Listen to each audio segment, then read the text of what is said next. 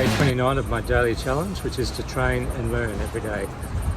Today is Monday the 31st of January 2022. The training for today has been a rowing ergo workout, which is always one of the greatest pain machines in the gym. So that's been good, and it's a little bit related to today's lesson, which is working through and around injuries. I've got a bit of a niggling knee injury which comes up every now and then on my left knee, and so I've stopped doing the jumping, squat, burpees and even running for the last couple of days, and the rowing ergo I find is one where I can really control the leg movement in the knees. Other things like cycling will keep the legs going in a controlled way, and it's not the impact, it doesn't give you that hard impact like running and things like that. So for me that's a couple of things that I can do at the moment to work around that injury.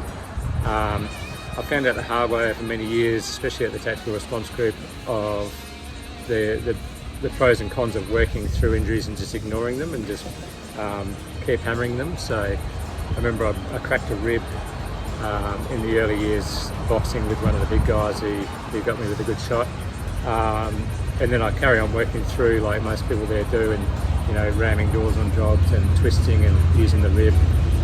Still boxing regularly, so getting hit in the rib every now and then, so I just start to feel good and I get a crack again.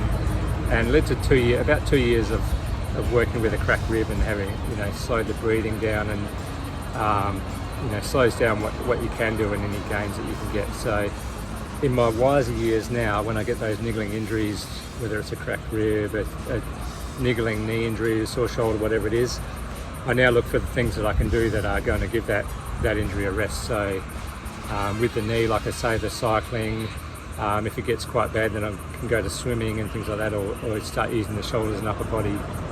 But keep the cardio, keep the fitness going, and importantly, keep the momentum going. So for me, it's a matter of thinking outside the box, find that thing that I can do, and hit that hard with the intention of keeping up the fitness, ready for when that injury starts dying down, I can get back into normal exercises that I normally do.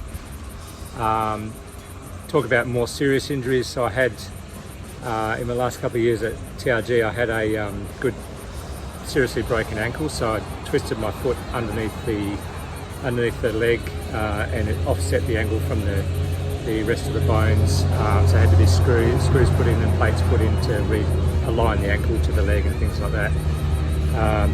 Obviously a reasonable time healing from that one, and really had to hobble around on crutches for a while and couldn't really touch on the ground or anything like that.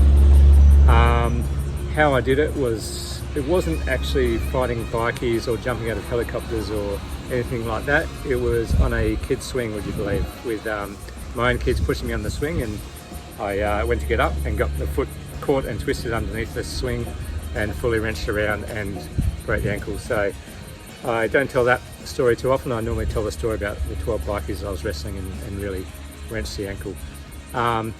The point of the story is that I had that seriously broken ankle, so I had to look for other things, and I found there's an arm grinding machine at the gym where you just basically push this like cycling with your arms, and you push those pedals around with your arms for as long as you can. So for literally about 5 months in a row, I was doing between that and some chin-ups with some very gentle landings on the ground, and just hobbling around the gym on crutches, just trying to keep the body active and keep moving. So like I say, in those circumstances, you look around, there's always something you can do.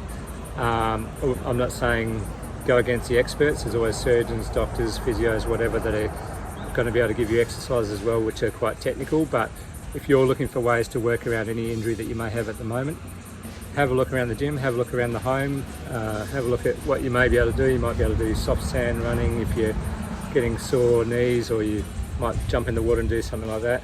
But there's always something if you think outside the box. So working around injuries, keep going, keep the momentum, and find that thing that you can do.